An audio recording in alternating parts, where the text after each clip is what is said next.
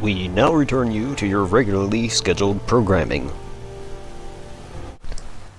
Salutations settlers, it's Automatic with Automatic Games, and today we're going to take another look at Hefty Satchel, our Raider tribal build. Where we last left off, Hefty was, he had escaped captivity from Covenant in the hands of the Minutemen. He's worked his way back up to Outpost Zemanja, and is more than pleased to be back upon his throne, despite the fact that his throne is not very elaborate. His tribe, they pride themselves on the simple things in life. All of our allied tribes have that awning, kind of a tent, but it doesn't protect against rain, it barely gives you shade, and it doesn't do anything for radiation, of course, but is radiation really a consideration among these tribes? I don't think so. As you can see, even their clothing is basically leather armor. Not much for fashion. While Hefty was incarcerated, they were attacked, well, by a scouting party. Anyways, they managed to snag this prize. A Minuteman soldier, if you want to call him a soldier. I'm to sentence him. I mean, his name is something like 2nd Squad, Charlie Platoon, 1st Company. Anyways, I sentence him thumbs down. There we go. We'll just bleed him. That was nuts. Can't remember the last.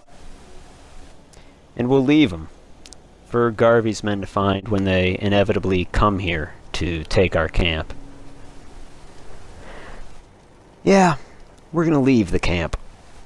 Hefty will talk to the rest of the tribe and they'll move the entire village to Ten Pines.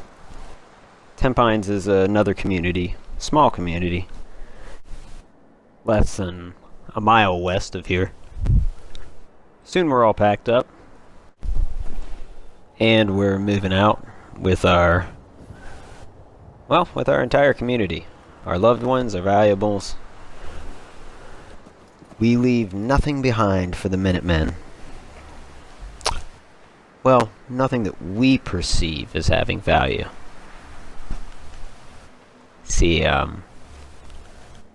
don't think as a tribe we have any concept that that isn't a giant totem pole.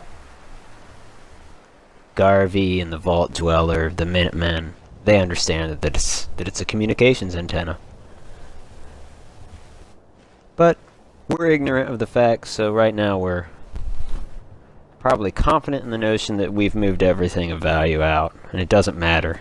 The Minutemen are going to take that camp.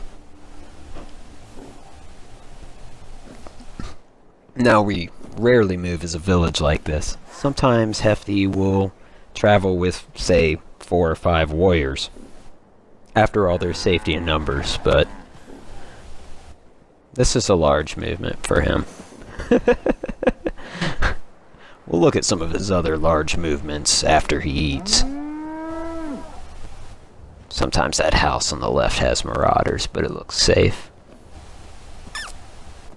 I do have another character. She's Brotherhood of Steel and an officer, and when she moves around with a ton of people too, but of course they're armed to the hilt. If you know anything about the Brotherhood of Steel, they put the Minutemen to shame in terms of organization and efficiency. Anyways, enough about her. I'll probably have a video with her eventually, but Ten Pines Village is just the top of this ridge. Many of you are probably familiar with the location. As you might expect, these raiders haven't done much to it. In fact, I wish I could take down some of the fortifications or some of the buildings that already exist in the locations. I wish they would just give us a field, but that's a rant. Anyhow, we'll get up there and Hefty will parlay with their war chief, or as Hefty calls it, a war boss. In this case, the guy's name is Big Bear, portrayed by McCready.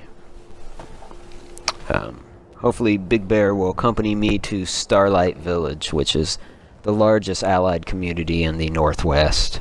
And hopefully out of range of the Minutemen, who don't really have a presence in Sanctuary Hills anymore. They're based around the castle. Anyhow, we'll pick up at Ten Pines Village next time. I appreciate you watching. As usual, I hope you enjoyed the video, and if you did enjoy it,